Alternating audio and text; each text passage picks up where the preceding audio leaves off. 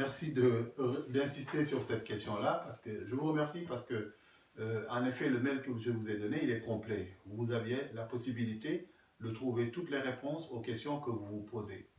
Je vous confirme encore une fois qu'en l'état actuel du dossier du député Khalifa Ababakar Sall, il n'y a rien. Il n'y a rien qui puisse l'empêcher d'être candidat à la présidence de la République. Je ne crois pas non plus qu'une condamnation puisse découler de cette procédure qui a été viciée. Vous saviez, quand je le disais au mois de mars, puis en septembre, avant la rentrée des députés, et que certaines personnes, à la vue de l'émission passée sur la A2ITV, se sont permis de m'appeler pour conférer des injures, c'est justement pour dire que c'est une perte de temps. Parce que les gens ne sont pas dupes. Vous vous rendez compte aujourd'hui ce qui nous arrive? Nous sommes la risée du monde. Le Sénégal est la risée du monde. Nous ne sommes pas capables de mener une procédure légalement, en respectant les règles strictes de droit que nous-mêmes nous avons édictées. Ce qui est le plus navrant dans cette histoire, c'est le comportement de nos députés. Ceux qui votent les lois ont été parmi ceux qui les foulent aux pieds.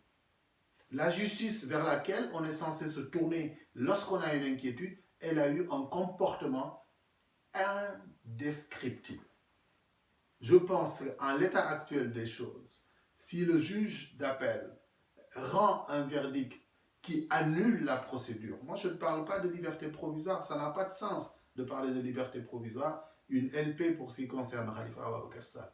Là, il s'agit d'une annulation pure et simple de la procédure parce qu'il y a des vices depuis son arrestation. Là, on peut se fonder sur la Charte universelle des droits de l'homme, sur la Cour de justice de la CEDEAO avec la décision qu'elle a rendue, l'arrêt qu'elle a rendu. On peut aussi se fonder tout simplement sur le code de procédure pénale de chez nous. Il prévoit ces dispositions-là. Je vous renvoie vers ces écrits-là. Vous y trouverez tout ce que vous voulez.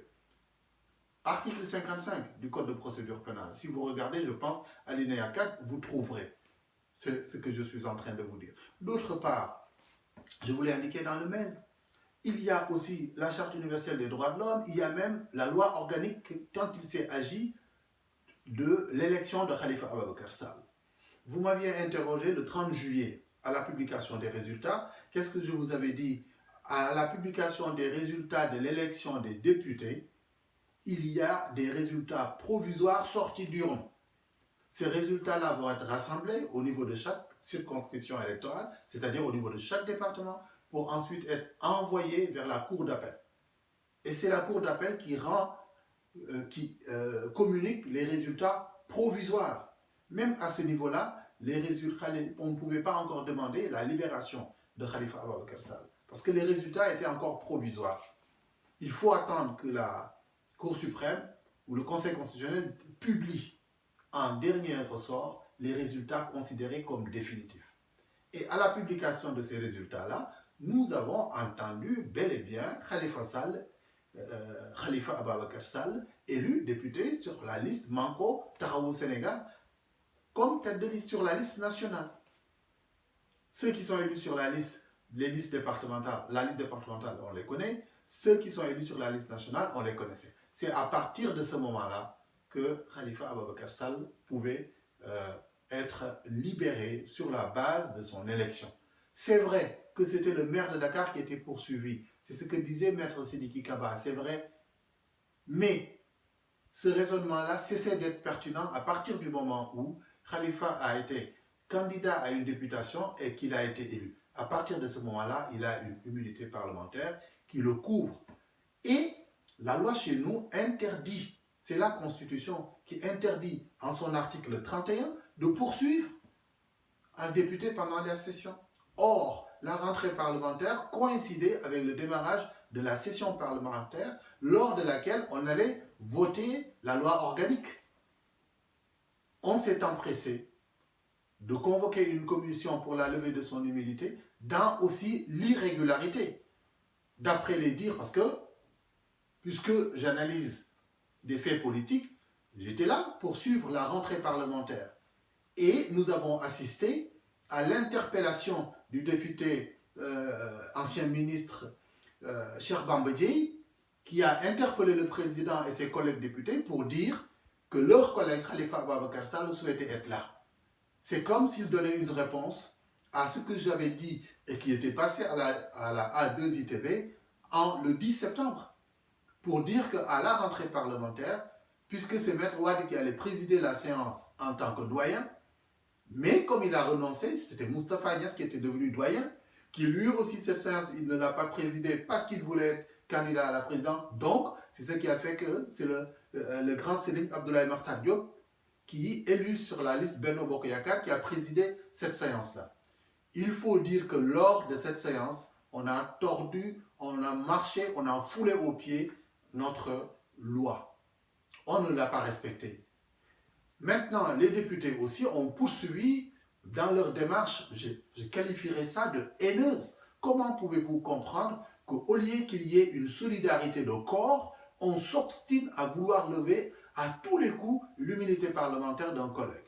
C'est une mauvaise idée et voilà où ça nous conduit aujourd'hui. Il faut qu'on tire les conséquences des faiblesses de notre système.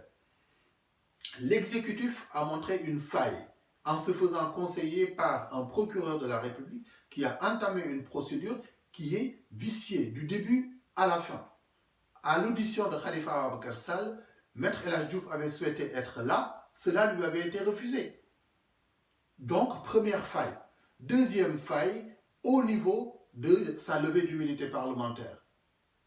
Je pense qu'en première instance, le juge en charge de ce dossier pouvait se fonder uniquement sur ça et annuler la procédure pour la reprendre. Mais puisque ça n'a pas été fait et qu'aujourd'hui on se trouve en appel, le juge Demba Kandji, je pense à mon sens qu'il ne peut pas, ou il a tous les moyens pour annuler cette procédure-là parce qu'elle est viciée. Mieux encore, c'est que la Cour de la CEDEAO s'y est mêlée et qu'aujourd'hui, rien que nos textes réglementaires, la Constitution du Sénégal, son article 1er, son article 3, son article 8, son article 9, comme je vous l'ai indiqué dans le mail, ils suffisent largement, et plus l'article 31 qui interdisait les poursuites de la Constitution, ils suffisent largement pour annuler toute cette procédure-là. Maintenant, vient s'ajouter la décision de la CEDEAO qui condamne l'État du Sénégal parce que c'est cela en fait. Une amende, elle découle d'une constatation d'un délit, d'un crime, etc.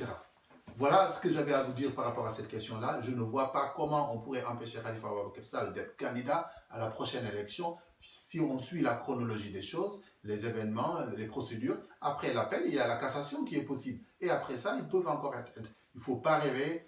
Pour les autres aspects, la communication en fake news, c'est de la fake news que le gouvernement est en train de faire. C'est très mauvais. Il faut travailler à apaiser le climat dans le pays pour que l'on continue les autres chantiers qui vaillent véritablement la peine d'être menés. Vous avez le mail, consultez-le et faites ce que vous voulez dans la communication. À ceux qui avaient, si c'était permis de m'injurier, le temps m'a donné raison, tant pis pour eux. Et je pense qu'on devrait tirer des leçons. Le procureur de la République, à sa place, je serais parti.